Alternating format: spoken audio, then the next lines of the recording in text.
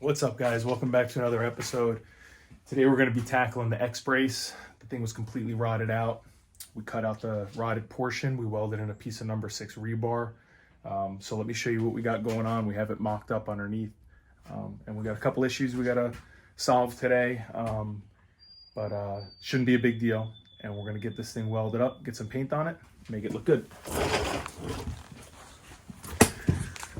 Okay, so we experienced a little bit of shrinkage when we were tying in this middle piece with the rebar. So what I had to do is elongate some of these holes. What we're gonna do is we're gonna weld a small piece of steel over top of each of these holes and then re-drill them into the new location where they need to sit. Additionally, we're gonna have to bend this bar up to match this. And what we'll do is we'll tack this in place as it's all mocked up. And then we'll drop the whole thing down and then we'll tighten up the whole unit. And like I said, we'll throw a coat of paint on it, get this thing looking good. So let's get to it. First attempt didn't work out so hot. So what I was trying to do is use the weight of the car and wedge a piece of round stock right here and then push it up with my jack. It's just not budging that rebar. So what I'm gonna do is I'm gonna get in there with my grinder and make a relief cut. And then we'll be able to bend that up and then trim off the excess to match. That way I'll be able to tack it in roughly and then we can take it off and button it up.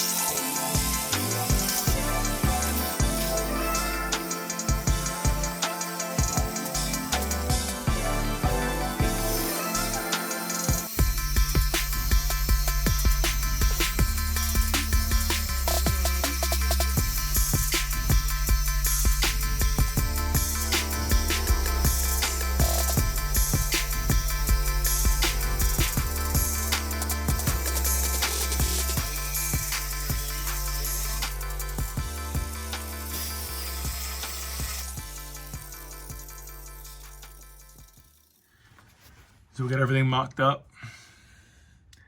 We're gonna pinch that with the jack and give it a tack here, move the jack over, we'll get this buttoned up. We made a relief cut in this guy right here, so she matches up here. And then when we drop it, we'll just end up filling this whole area up.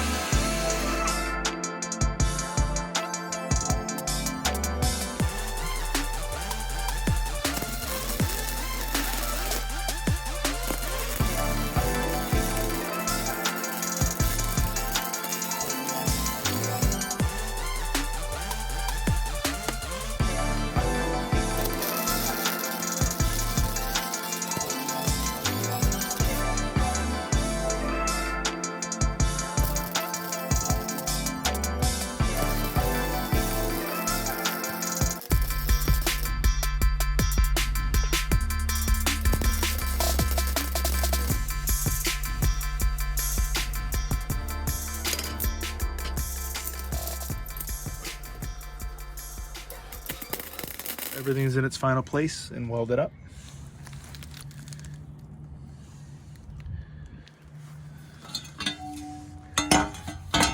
See a little bit better out in the daylight. So what I'm gonna do is I'm gonna go ahead and flap disc all the rough stuff down just to smooth it out a little bit. Doesn't have to be perfect. And then starting from this point, coming across here, I'm gonna blend this down because it is pretty close to the oil pan. So I just wanna clearance it just a little bit. Just shave off these nubs and get a little bit into the steel, and it should be in good shape. We got a couple coats of primer on her, and then we went with the Duplicolor high heat engine paint. That's all I had left. We're keeping it on a budget.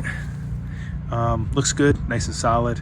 So I'm gonna give it one more coat, and then we're gonna let it finally dry, and we'll mount it up and see how she fits. Hopefully everything lines up. Keep my fingers crossed. Final coat of paint is on the cross brace, so we're gonna sit, let this dry for a while. But in the meantime, I'll take you guys over here to the fender well. I have it cleaned out pretty well. I have some alcohol with those rags, kind of sopping up any additional moisture. There's literally 23 years of road grime in this pocket. There's a little bit of rust to this tab that the fender mounts to, but we'll just hit that with a little rust reformer, and then we're gonna go ahead and we're gonna caulk all the fenders here. I don't know, you can see a little bit of rust starting right here, just surface. It's not a big deal, but we're gonna go and seal these up. I think these were rolled at some point. They're pressed in pretty good. And let me take you over to the other side and I'll kind of show you what I was dealing with in the beginning here. Now keep in mind I was running it without the fender liner for a couple days, but you can kind of see some rust starting. There's pieces of asphalt and just grime and grit in there. So we're gonna get that all cleaned up, and then we'll get these fender liners put back in, and then yeah, we'll get out on the road and have some fun today. Okay guys, so this is what we look like. Painted brake caliper, fender liner is in. We've got to throw in the brake duct. Underneath, everything lined up with the xbrace. Looks pretty good. I don't really dig the color, but you know, the Duplicolor is really nice paint. Same stuff, like I said, I use in the block. It's high heat, ceramic, whatever that means. So we'll see how she holds up. Main thing, she doesn't rust. And yeah, I'm pretty happy with it. See how she handles with that now. See if I'll be able to tell a difference. Now, this is what the other side looks like before the fender liner went in. Same thing, brake caliper, got a coat, little surface rust we knocked down. And then in here, we got the rust reformer and the flex seal going on. And she dried up really nice. We got all the debris out. We sealed it up. And we also sealed it up underneath. So we're in good shape. So we're gonna throw the fender liner in and pop the wheels on, and we'll be finished up. All right, so one last thing I wanted to leave you guys with. This week, what I ended up doing was switching my solid Condor transmission mounts over to the stock rubber. I was having a pretty difficult time from my second to third shift. I was getting a lot of unwanted vibration, and the car was just overall uncomfortable on the highway, you know, around 70, 75 miles an hour cruising. With that being said, these definitely have a purpose. I wouldn't hesitate using this if we had an autocross or track day. It makes the acceleration and feel of the car much more precise. Gives the car some really nice bite. There's no movement, but for the everyday, the rubber ones are just the way to go. Very comfortable. Literally transforms the car. It's just smooth. The shifts are smooth. You don't really have to jam it into gear. Now, I know it's recommended you don't use it with the chassis mount shifter, which we have installed, but you know, to be honest with you, I'm not really going crazy with the car every day. Like I said, we take it to a track, to a nice legal environment, and we can throw these guys in and whatever other upgrades we plan on doing down the road. But just want to give you guys a heads up. These are great. They have their purpose. But I think for everyday driving, the OEM BMW ones are the way to go. All right, so that's gonna do it for today's video, guys. We got the xbrace installed. It's welded up. It lined up perfect. It's rust free. We got the fender wells in the front addressed with the rust. And the fender liners are back in, and we got the calipers painted.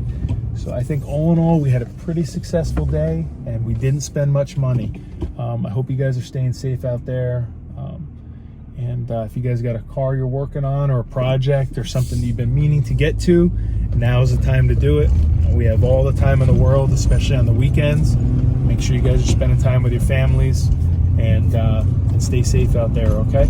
Please give this video a thumbs up, and comment if you saw something that you liked, or you learned something, or you saw something you didn't like. It doesn't matter. I love interacting with you guys and responding back to your comments. And if you haven't already, make sure you subscribe. Every subscriber helps out. Every thumbs up helps out.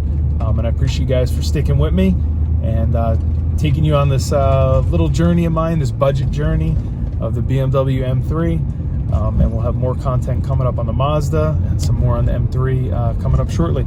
So like I said, guys, stay safe out there, and we'll see you guys soon. Thank you for watching.